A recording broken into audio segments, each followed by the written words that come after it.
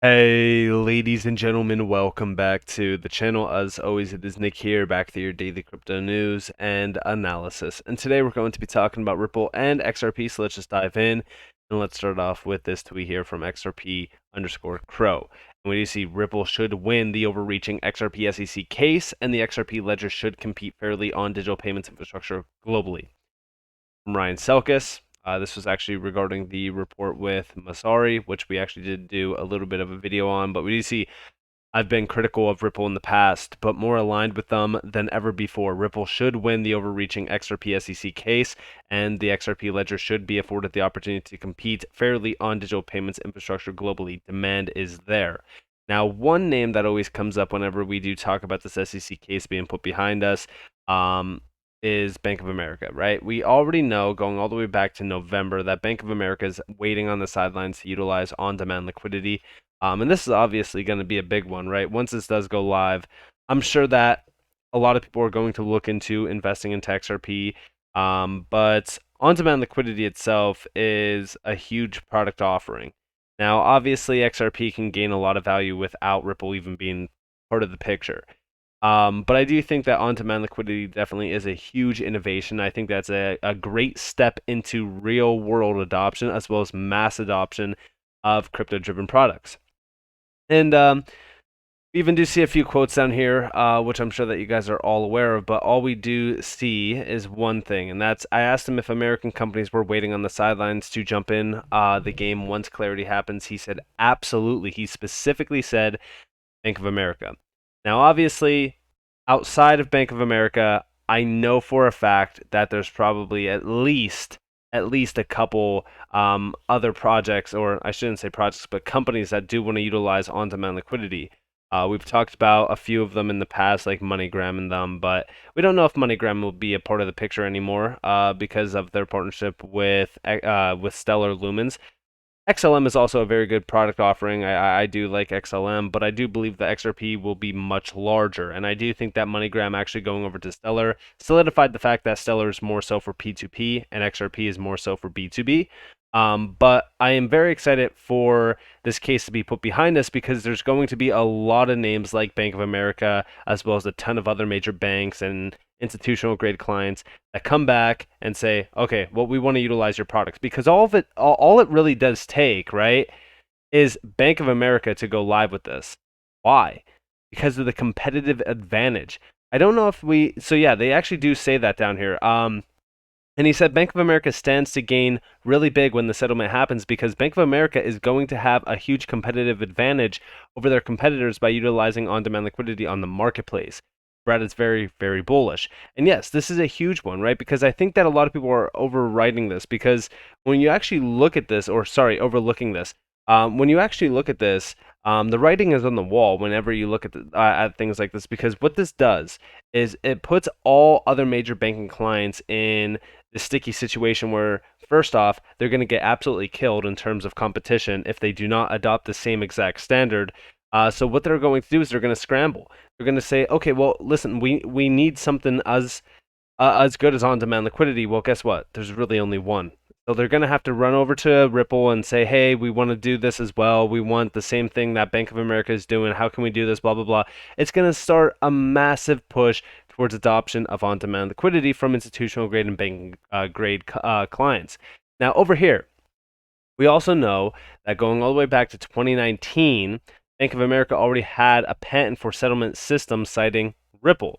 Now, for all of those out there that are going to probably say, well, yeah, we already know that they wanted to utilize this product because going all the way back to this time, there was already a partnership. Well, actually, no. We didn't know about the partnership with Bank of America until April of 2020. And this is when Bank of America executive lifts lid on Ripple partnership. And again, this is when we seen a major announcement of it. We actually do see down here we are partnering with fintechs like Ripple or Swift, and this was head of banking at Bank of America, and they chose Ripple over Swift, which should tell you everything you need to know. But we do see it's about you as a client and the infrastructure you have and the ability for us to integrate, whether that's with platforms and capabilities that we built or partnerships that we have with the likes of Ripple or Swift. These are fintechs that we're partnering with. And yeah, from there, a lot of people looked into a few things on how they were going to utilize Ripple technology. A big thing is that, guess what? When you look at this patent, now first off, full transparency, this patent has since then been abandoned. I do think that this got abandoned simply because of regulations and problems with regulations. But if we actually look at this, this is real-time net settlement by DLT or distributed ledger system. And we see the description. So over here, it mentions Nostro accounts. It says present conventional systems utilize Nostro accounts, which are expensive to own and manage, and funding such accounts can place a strain on liquidity. So they've seen the biggest problem around the system, and we do see therefore a need for a flexible and cost-effective accounting treatment and system for implementing the same are needed. Today, more than ever, this is 100% true, and it is 100% ripe for disruption, in my opinion. Now, there's a few quotes in this article that I do want to talk about, and it's the two mentions of Ripple. And we do see Figure 6 is the diagram illustrating a pre-funded Ripple settlement scheme according to embodiments of the present invention, which, again, this is all centered on real-time gross payments. And if you actually look at Figure 6, one second, so I believe this is it. Let me make sure. Let me see this. So this is Figure 5. So let's go over to Figure 6. Here we go. So this is the refunded Ripple settlement. Again, this is a very complex image compared to what we know around on-demand liquidity, but this is basically what they were going off of in terms of the Ripple settlement system. And then the next quoted picture was this one, which was Figure 6 diagram illustrates a pre-funded Ripple settlement scheme. Referring now to Figure 7, a diagram illustrates a just-in-time or real-time net settlement based on a distributed ledger scheme, which that is this one. When you look at this, you could see Ripple DLT SGD. Now, this is through Ripple's ILP, Interledger Protocol. Since then, a lot of things have changed.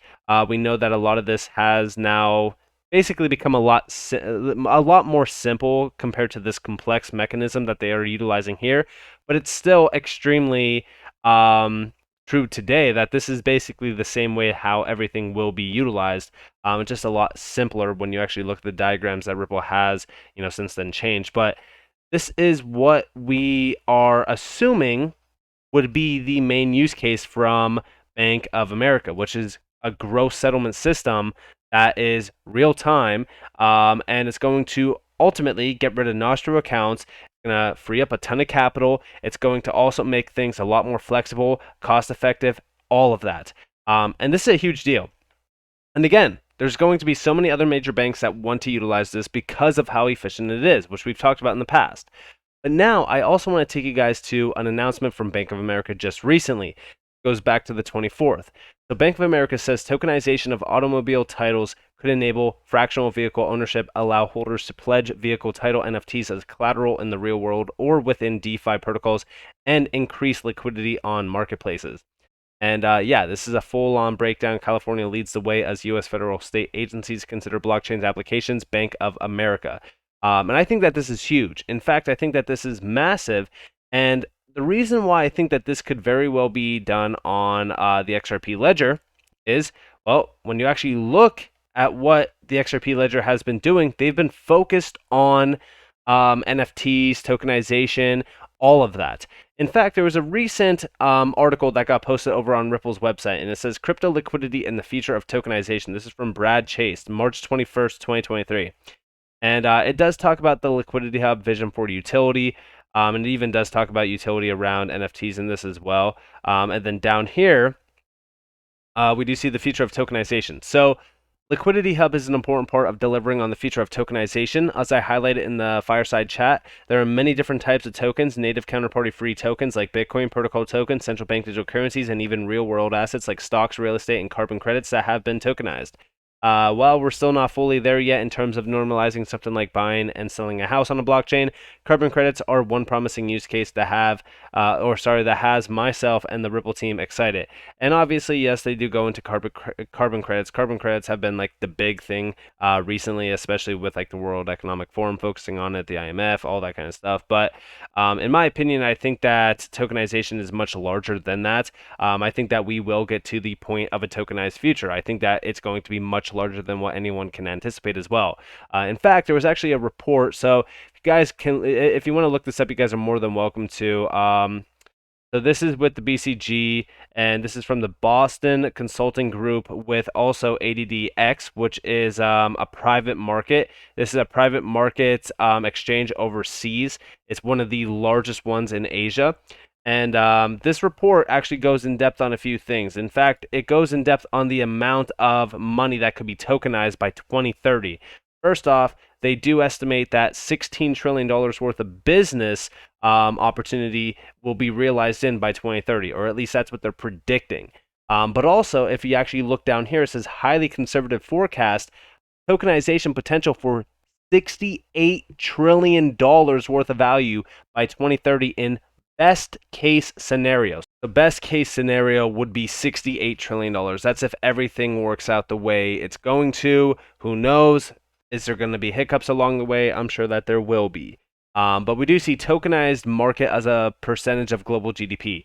And we do see 10%. So 10% of tokenized market to be 10% of global GDP by 2030. I'm pretty sure that Swift said by 2027. I don't know if that's still a thing. I don't know if that's what they're still predicting or not. But we do know that there's probably going to be a lot more tokenized than what most people are anticipating. But they do give us a little bit of a breakdown with some of the largest ones. So 3.2 is actually home equity. Home equity is going to be the big one that gets mostly tokenized, which is going to be a big one. And then also other financial assets is leading in at 3. So pretty big. And then 4.8 is other tokenizable assets, which could be anything from art, it could be, whatever, right? And then we have listed equity, unlisted equity, other equity, investment funds, bonds, which we know bonds are already being tokenized right now. It's actually a pretty big offering over in Europe. Very excited about that. LCX is one of those that is leading the way with that. But we do see what is tokenized, who tokenizes it, and how is it tokenized. And here we have the breakdown of public markets around real estate, public equity, fixed income, commodities, private markets as well, which is exotic beverages, physical art, digital assets, all that kind of stuff. This is huge. I actually think that this is a massive opportunity, and I think that's much larger than what most people anticipate, like I said, because when you take a step back and you look at what's happening around these markets of tokenization, digitization, all of it, like we're seeing big changes happening. And they even say a few things down here, range of emerging on-chain tokenization players. It's funny that FTX is here now, kind of. I mean, it's a little bit of a dark sort of joke, but we do see 24/7 trading of tokenized stocks on exchanges, 36 tokenized stocks, tokenized indices, and future contracts available. Ensures tokens reflect corporate actions of the underlying equities, including dividend stock splits, offers other innovative products, including derivatives, options, volatility products, and all that.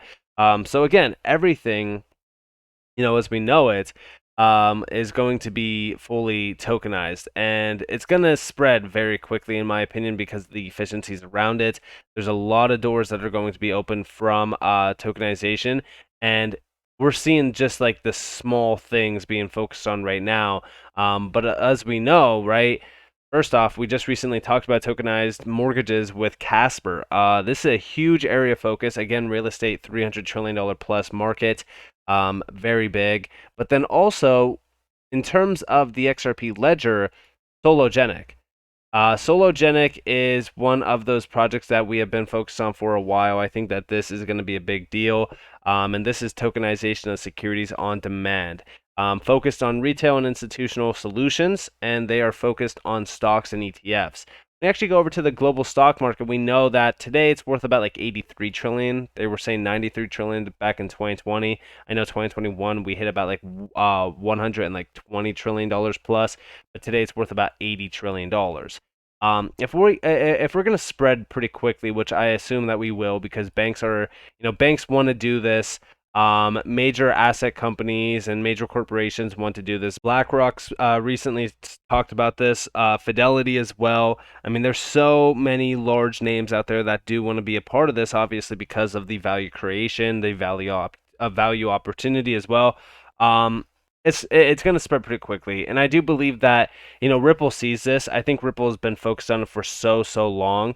Even if you actually look at like some of these articles and these breakdowns going all the way back to 2022, for an example, we do see enabling better treasury and NFT experiences with Supermojo and Liquidity Hub. I'm pretty sure that we talked about this. Like they are disrupting some big areas of opportunity, and I do believe that Ripple's at the forefront of this. I think they already have an incredible connection to some of the largest names out there to actually have this pretty much already set to go live in some big areas within big areas of focus in terms of industries and sectors. So I'm very excited for tokenization. I think that this is one of those areas that will create a ton of value on the XRP ledger and ultimately create a ton of value for XRP.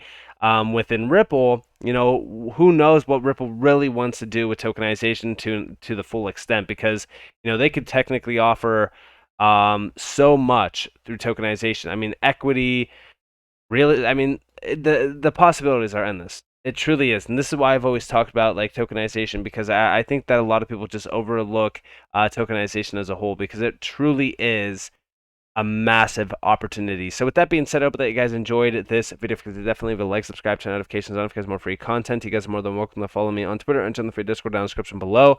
As always, up to you all. Have a beautiful day or a beautiful night wherever you guys are on this. Before this, been Nick. Peace out, guys.